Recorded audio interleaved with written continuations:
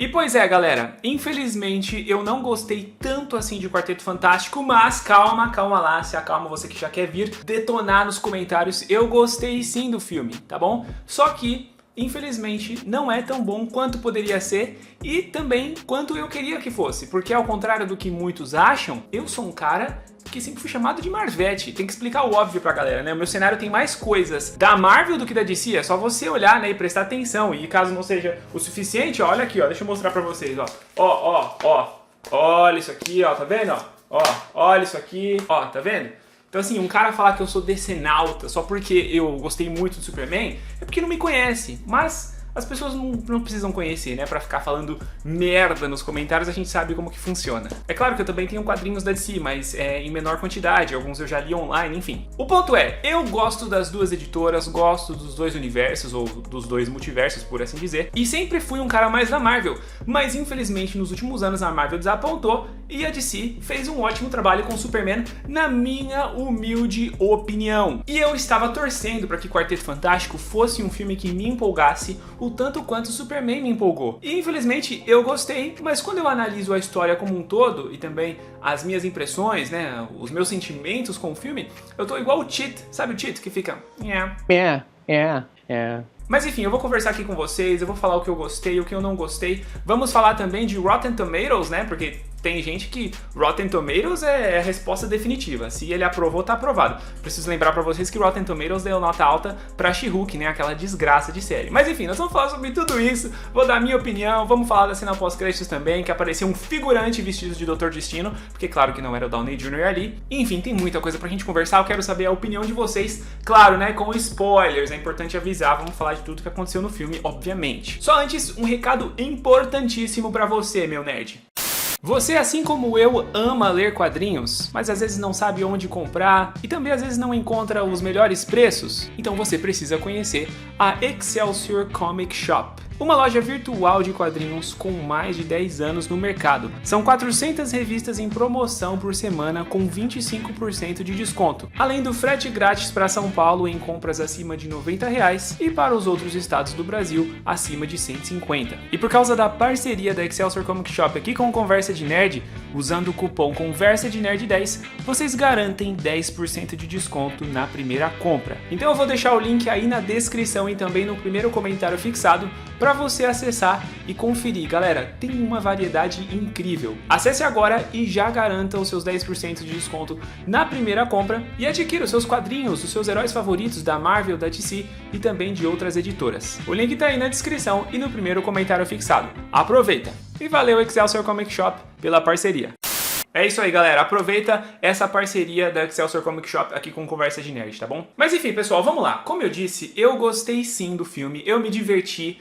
A minha maior preocupação era em relação ao Pedro Pascal, que está em todo lugar que você olha, né? Ele tá fazendo muita coisa aí de cultura pop, vários filmes. Tem um meme muito legal que viralizou aí na internet, que tinha 3 filmes do Pedro Pascal em cartaz ao mesmo tempo. E eu tava preocupado dele não ser um bom Reed Richards, até porque ele não fez questão de aparar a barba, e ele também nem tem condições, eu acho, de ter uma barba tão maneira quanto a do John Krasinski e também de algumas versões do Reed Richards dos quadrinhos, as mais recentes principalmente. E aí eu falei, pô, mano, o cara não faz nem a barba pra ficar parecido com um papel? Que desleixo é esse? Mas, pessoal, sobre isso, eu fiquei muito feliz, tá bom? O Pedro Pascal manda muito bem como o Senhor Fantástico, eu gostei bastante, ele consegue interpretar esse cara que é realmente meticuloso, detalhista e até obcecado que é o Reed Richards, né? Ele quer ter tudo sob controle, ele quer resolver todas as coisas, dominar todas as possibilidades e não quer que nada dê errado. Isso é muito bacana, inclusive ele até se culpa, né, pelo acidente cósmico que deu poderes para a equipe. Ele sempre fala isso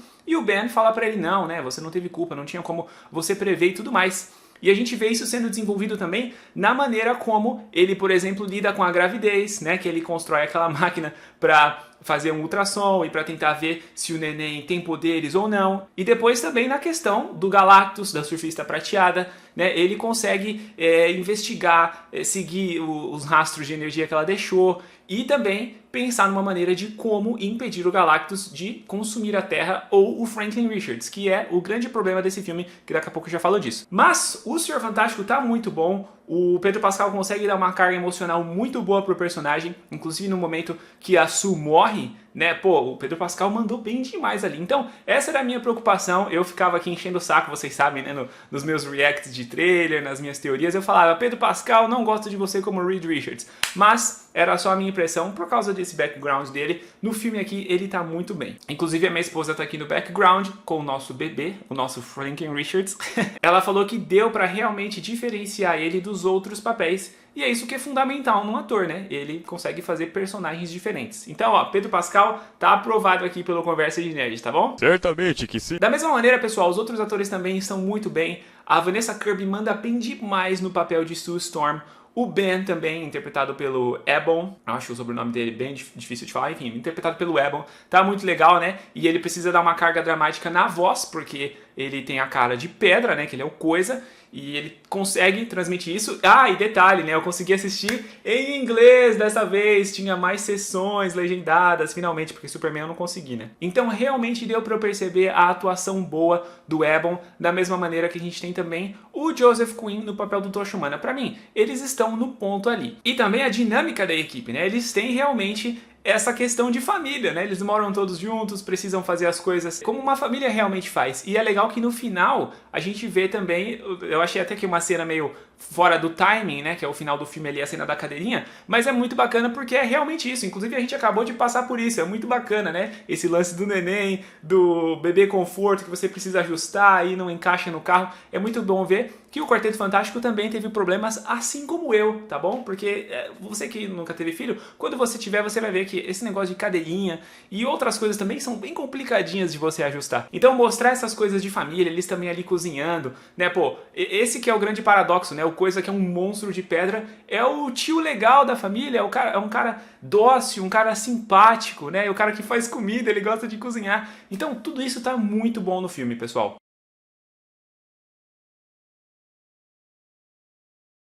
E agora falando do vilão, né, pessoal? O Galactus finalmente foi bem representado, principalmente na questão visual, né? Os efeitos do Galactus estão muito legais. Eu curti pra caramba ver esse grande personagem dos quadrinhos agora bem representado na telona. Ficou muito legal todo o lance do traje dele, né? Aquela parte que parece um maquinário, o dispositivo que ele tem no próprio corpo, no caso na própria armadura, e também a nave dele. Galera, isso tá muito legal, tá muito cara de quadrinhos. E a Marvel agora, né, lógico, a gente tá em outro momento, não teve medo de fazer uma coisa quadrinhesca e megalomaníaca e bizarra que é o Galactus. Porque eu preciso explicar, né, que lá em 2007 o cenário para os filmes de herói era outro. Então por isso que a Marvel não conseguiu fazer um cara com um capacete rosa gigante no meio de uma cidade. Não era o momento para fazer aquilo, porque a gente ainda tava, né, o cinema de super-heróis ainda tava engatinhando, né? Tô falando de 2005, 2007. A gente tinha basicamente os filmes do Homem-Aranha, os filmes do X-Men, não tinha nem o UCM ainda, porque o Homem de Ferro começou em 2008.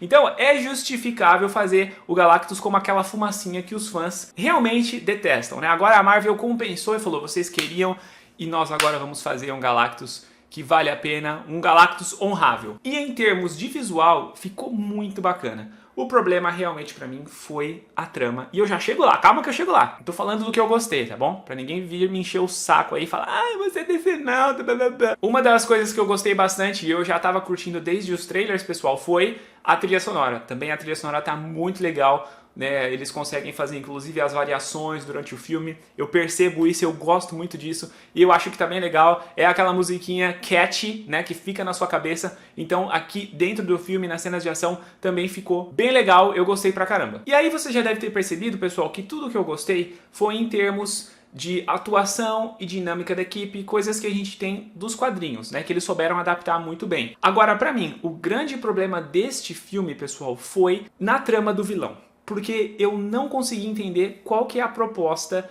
que os roteiristas quiseram, que o Kevin Feige quis, o Matt Shakman também, o diretor, para essa história. E eu vou explicar por quê. Lembrando que, como eu passei pano para várias questões do Superman na minha crítica, porque foi um filme que me empolgou, e eu sei sim que tem falhas, que tem detalhes ali que precisavam ser mais explorados, eu vou fazer aqui o mesmo com o Quarteto Fantástico.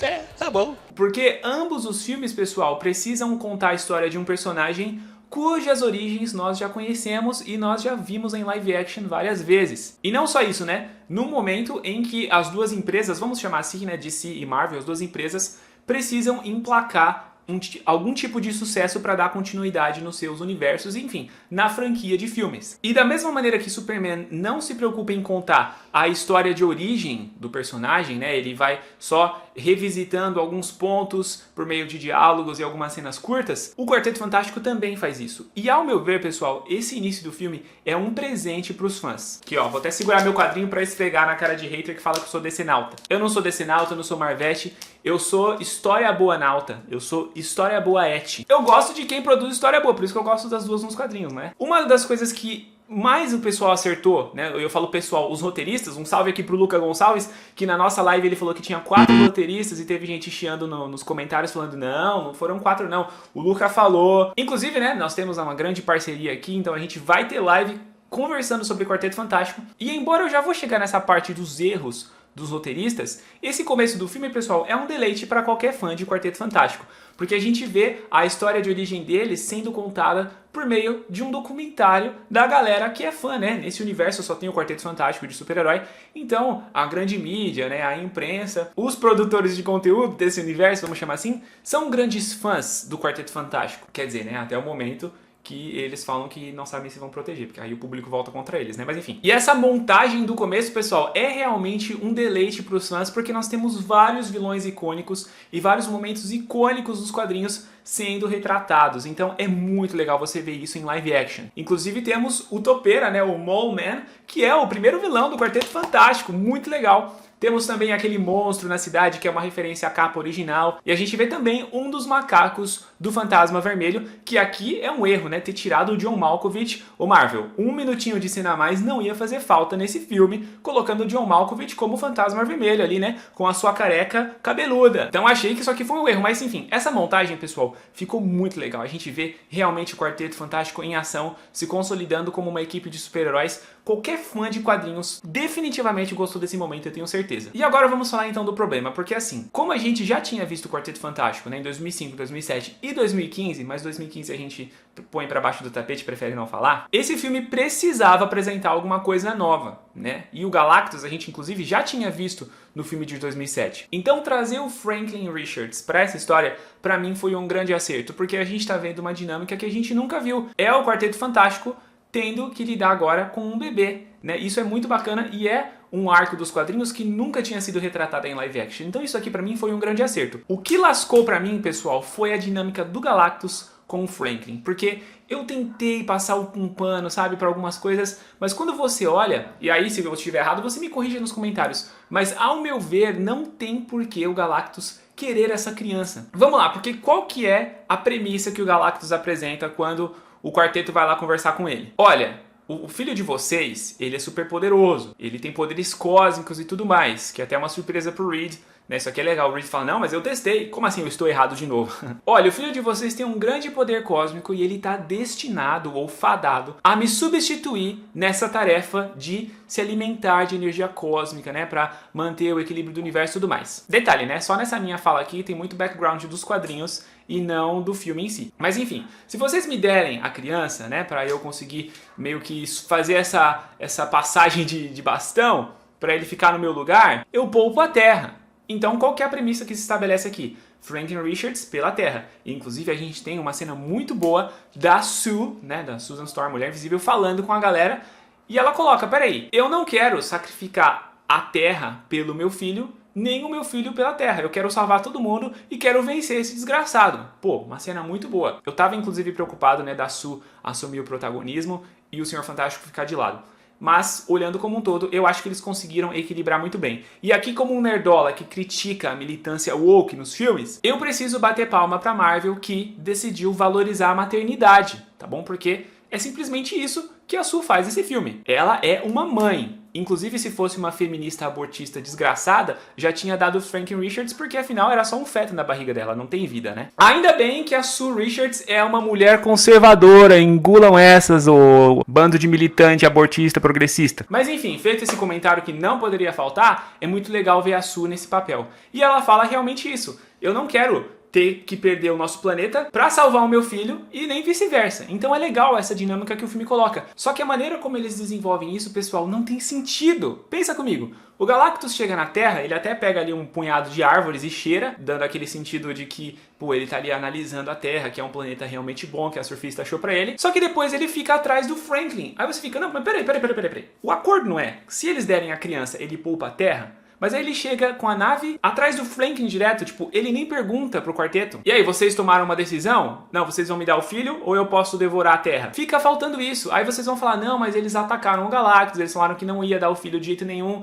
Beleza, então era só ele chegar lá e tentar devorar a Terra, não tentar pegar o Franklin. Ao mesmo tempo que o filme acerta ao colocar esse dilema pessoal, porque é o filho deles, depois o filme se perde. Porque se eles tivessem estabelecido que o Galactus, ao invés de devorar a Terra, viu que o Franklin fazia mais sentido pra ele consumir o poder daquele molequinho, aí realmente não tinha o que fazer, o quarteto ia ter que dar um jeito, né, de destruir o cara pra ele não consumir o bebê. Mas aí o filme não explora isso. E aí ao mesmo tempo parece que ele tá vindo pra destruir a Terra porque a galera tá morrendo de medo, né? Então tipo assim, pra qual lado que o filme tá indo? Eu acho que o filme tinha que ter cravado muito bem o seguinte, ó, eu cheguei aqui e dei um ultimato, vocês vão me dar o bebê? Ah, nós não vamos, então eu vou destruir a Terra, entendeu? Agora lascou tudo e a gente vê essa destruição. Eu acho muito legal esse lance do Reed desenvolver aqueles dispositivos, né, ao redor do mundo pra tentar trocar a Terra de lugar. Pô, isso é muito sci-fi e muito Reed Richards. Inclusive eles tentando, né, colocar o Galactus no centro daquele dispositivo para enviar ele a milhões de anos de distância. Isso tudo é muito legal, mas tipo assim, a trama com o Franklin ficou enrolada. Eu acho que deveria ter acontecido assim. O Galactus chegava lá e falava, ó, vocês têm a última chance. E aí? Vão me dar esse bebê? Ah, não vão? Então eu vou começar a destruir a Terra. E aí o negócio fica sério. Porque quando a surfista chega e destrói todos os dispositivos, aquela cena é muito boa. Você fica, putz, mano, os caras estão ligados no que tá acontecendo. Mas aí o Galactus só chega ali obcecado e fala, não, eu quero esse bebê, esquece da Terra. Não tem sentido com a proposta que ele mesmo tinha feito. E aí eles mandaram o Galactus pra longe e a gente não sabe o que aconteceu com ele, se ele vai voltar, se não vai. Isso me desagradou bastante. É a grande falha desse filme. Me vejo obrigado a concordar com o palestrinha. Uma outra coisa que também eu até passo um pano, mas não foi muito bem desenvolvida, de novo, né, tô usando o mesmo critério que eu usei pra Superman, é o lance do Johnny conseguir captar aquelas mensagens, né, e traduzir e tudo mais. É bacana pra trama, pra ele conseguir abordar a surfista e falar, meu, olha o que você tá fazendo, que é o ponto-chave, inclusive, do Surfista Prateado, no Ringrad, lá dos quadrinhos. Mas a maneira como eles fazem isso, sabe, não fez muito sentido pra mim, foi meio jogada. E é importante mencionar que se a gente tava reclamando que o Superman teve 2 horas e 9 e precisava de um pouco mais de tempo para desenvolver algumas coisas, Quarteto Fantástico muito mais. Inclusive, né, pessoal, a escolha de trazer a Shalla-Bal, a versão feminina do Surfista Prateado nesse universo, foi justamente para dar essa interação com o Johnny. E ele ter essa abordagem mais carinhosa com ela. Foi só para isso e também porque a Marvel queria, né, colocar uma mulher ali empoderada, enfim, toda essa questão. Mas essa é a única questão da lacração que vem dos bastidores, né? Nem na história, né? Os bastidores que eles precisavam colocar. A mesma coisa funcionaria com o Norringrad sem problema nenhum. Só abrindo um parênteses rápido aqui, lá em 2007, é o mesmo que a gente tem com a Mulher Invisível, a Sue, e o Norringrad, né? É ela que faz esse intercâmbio ali de motivações e tudo mais. Aqui eles preferiram então colocar o Johnny e uma surfista mulher. A Julia Garner é uma ótima atriz, ela entrega, só que aquilo é uma mudança desnecessária. E agora, pessoal, uma coisa que me incomodou bastante, mais do que em Superman, foi a questão do CG, pessoal. Porque, putz grilo, muitas cenas ali incomodavam de você ver a computação gráfica. Acho que a que mais salta aos olhos é a questão do bebê. Você ficou bem incomodada, né? Inclusive com a mão, não é isso? Nossa, demais. A hora que apareceu a mão de CGI do bebê, ela falou, meu Deus, que tamanho de mão é essa? Não, gente, uma criança de 10 anos já, aquele bebê, pelo amor de Deus. É verdade. Então, pessoal, em 60%, 70% dos momentos que o Franklin aparece, a gente tem esse problema da computação gráfica. Parece um bonecão, fica até meio... Fica desconexo, tosco, né? Não sei, dá pra ver que o bebê não é um bebê mesmo. Exatamente. Colocaram ali depois. Os momentos que ele aparece no berço, assim, ou até no colo, com a Sue interagindo, são legais. Mas quando ele tá com coisa, por exemplo, eles precisam da computação gráfica, fica estranho. O momento final que ele vai ali usar os poderes pra trazer a Sue de volta, embora bem previsível, mas é porque eu conheço, né, o Frank dos quadrinhos. Também, cara, o Pedro Pascal segurando um negócio de CGI bizarro. E também o problema dos cenários, né, pessoal? Mas que a Marvel já vem fazendo em vários momentos. Aquela cena em que a Sue volta do discurso dela pra dentro do edifício lá da Fundação Futuro, né, o edifício Baxter. Os 4 atores literalmente estão no meio de um estúdio com tela verde. É horrível, aquele fundo totalmente desfocado, cara. Você não vê nada de cenário, é podre. a coloração grita muito diferença, né, entre um e outro. Sim, você vê que os atores estão realmente adicionados ali. Por exemplo, a cena que o Johnny conversa com a surfista. Meu, até o chão é de CG, até o chão é de computação gráfica, você fica olhando assim, cara, salta aos olhos. Tipo, por que não fazer cenário, sabe? É preguiça mesmo? É falta de orçamento? Porque Superman também tem vários momentos que você olha e fala, oh, isso aqui é um fundo verde. Mas não nessa questão de cenário. Porque o que a Marvel também já fez em outros filmes e funcionava muito bem era o cenário principal aqui ser realmente de efeitos práticos, né? Ser realmente feito com cenografia. E o fundo maior, né? A parte mais ampla, ser feita com computação gráfica. Mas aqui não, tem vários momentos que tudo é tela verde, pessoal, em volta dos atores e fica muito ruim. O Superman, por exemplo, a gente tem ali a Fortaleza da Solidão, me desculpa fazer a comparação, mas eu vou fazer, e os caras realmente gravaram lá no meio do gelo. E é claro que a Fortaleza saindo do chão é efeito, mas a hora que ele entra ali, eu acho que deve ser uns 90% de efeito prático, é realmente um cenário construído. Pô, eu acho que isso faltou em alguns momentos do quarteto. Porque, por exemplo, quando eles estão no laboratório, quando eles estão ali na sala de jantar, ali realmente é cenografia. Mas tem uns momentos, eu não sei se isso não é inclusive por causa das refilmagens, porque tem várias cenas que foram sim de refilmagens, embora não alterem tanto, tipo Capitão América Admirável Mundo Novo, mas ali salta aos olhos, pessoal. Você vê que os atores foram jogados no meio de uma tela verde para gravar algumas cenas. Tá, mas em compensação aos efeitos especiais dos poderes dos personagens, principalmente do Coisa e também do Senhor Fantástico, né, o poder de elasticidade, todos esses estavam bem legais, eu gostei bastante e acho que eles conseguiram entregar um resultado muito bom. Então assim, quando eu penso em tudo isso, pessoal, o filme me divertiu em vários pontos, mas a questão da trama pra mim realmente ficou faltando, entendeu? Ficou desconexa. O Galactus, pô, ele tem uma pinta de vilão que ele não tem necessariamente nos quadrinhos. Eu achei legal o filme, não, vamos transformar ele em vilão, né? Não vamos colocar esse dilema moral que a gente tem nos quadrinhos. Só que, pra mim, ficou furado. Ele quer o Franklin, ele quer a Terra, ele quer os dois. E aí, quando eu penso em tudo isso, pessoal, e até porque a gente tem também a memória nostálgica dos filmes de 2005, 2007, que tem uma outra pegada, como eu já expliquei aqui, eram filmes de outro momento. Quando chegou no final do filme do Quarteto, eu só olhei e falei, pô, legal, cara, legal, me diverti, mas eu não fiquei empolgado, eu não fiquei feliz e nem emocionado. Alguns momentos sim, mas o filme como um todo, eu não consegui ficar da mesma maneira que eu fiquei com Superman, entendeu? E olha, como eu já mostrei aqui pra vocês, eu sou um grande fã do Quarteto. Se eu pegar meu top 10 de personagens da Marvel e de personagens das duas editoras, o Quarteto sempre esteve no meu top 10. Eu sempre gostei de ler Quarteto. Foi legal eles terem dado uma cara pro Galactus, mas tá, e aí? A gente... Faltou um tempero, um salzinho. No filme de 2007, a gente vê, inclusive, a Terra sendo destruída. Dá lá. mais medo do Galactus. E aqui ele não. tem uma cara de vilão mesmo, mas tá, e esse é um bebezinho. Tipo, eles acertam no visual dele. As cenas, inclusive, que eles estão lutando com o Galactus são bem legais, né? Mas falta essa questão de ameaça de você ver realmente a Terra em perigo. Então, pessoal, é o que eu falo. O filme acerta em vários pontos, mas erra em vários outros que poderiam ter sido bem melhor. E eu tava realmente torcendo para Quarteto ser melhor do que ele foi. E era o que eu tava falando aqui para vocês faz tempo com as minhas análises dos trailers. Então, levando tudo isso em conta que eu falei, eu sou obrigado a fechar Quarteto Fantástico do meu conceito de 0 a 5 estrelas nerds com 3 estrelas e meia, tá bom? Menos que 3 é um filme ruim, na minha opinião. De 3 pra cima é um filme bom, sendo 5 excelente, é claro. Então eu acho que o Quarteto merece fechar com 3,5 porque ele acerta em várias coisas, mas eles estavam ali com a possibilidade de fazer algo muito legal e deixaram a desejar, tá bom? Eu sei que eu dei 5 estrelas pra Superman, mas os meus motivos já estão mais do que explicados. E também, pessoal, tem muita coisa que é critério subjetivo, né? Questão de gosto e de preferência. Não tem uma verdade absoluta em relação aos filmes, em muitos quesitos. Alguns até podem ter, mas no geral, o gosto é gosto. Tem gente que gosta de Velozes e Furiosos, por exemplo. E pensando aqui, pessoal, eu não sei também se os roteiristas não ficaram presos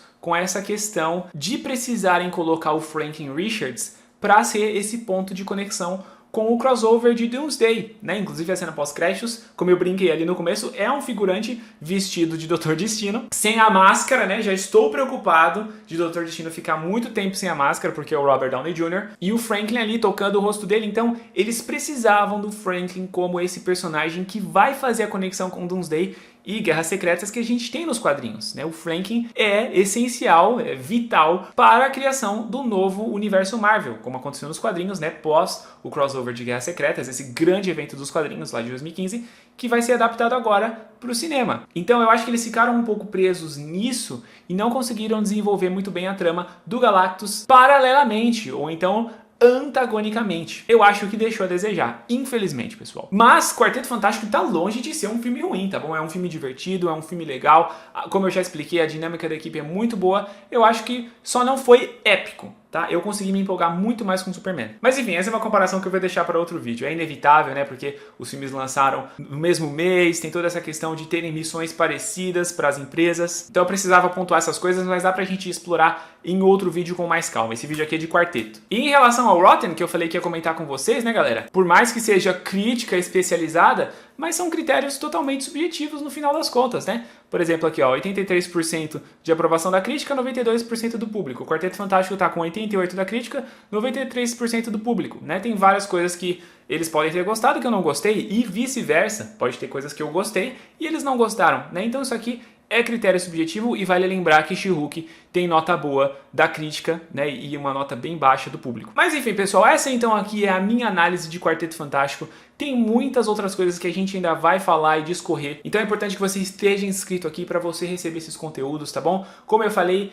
tem live especial aqui conversando sobre Quarteto Fantástico, vamos tratar de vários assuntos, tem muito conteúdo sobre esse filme que ainda vai sair aqui no canal. Então ativa o seu sininho de notificações se você já for inscrito, se não for inscrito, se inscreva para você ficar por dentro de tudo que a gente está produzindo e, claro, vir trocar essa conversa aqui comigo numa boa, é claro, né? Porque se você for um imbecil que xinga, que fala palavrão nos comentários, eu só vou excluir e não vou perder meu tempo com você, porque as pessoas estão muito inflamadas hoje em dia. E eu sei que eu provoco ali a discussão, o debate e tal, mas eu sempre apresento os meus argumentos numa boa e eu gosto de conversar isso na paz. Então tá aqui o meu aviso. Não se esqueça de aproveitar os 10% de desconto na sua primeira compra lá na Excelsior Comic Shop. O link tá aí na descrição e também no primeiro comentário fixado. E é isso aí, pessoal. Eu sou o Saulo Ferreira, vou ficando por aqui. Um grande abraço e até a próxima Conversa de Nerd.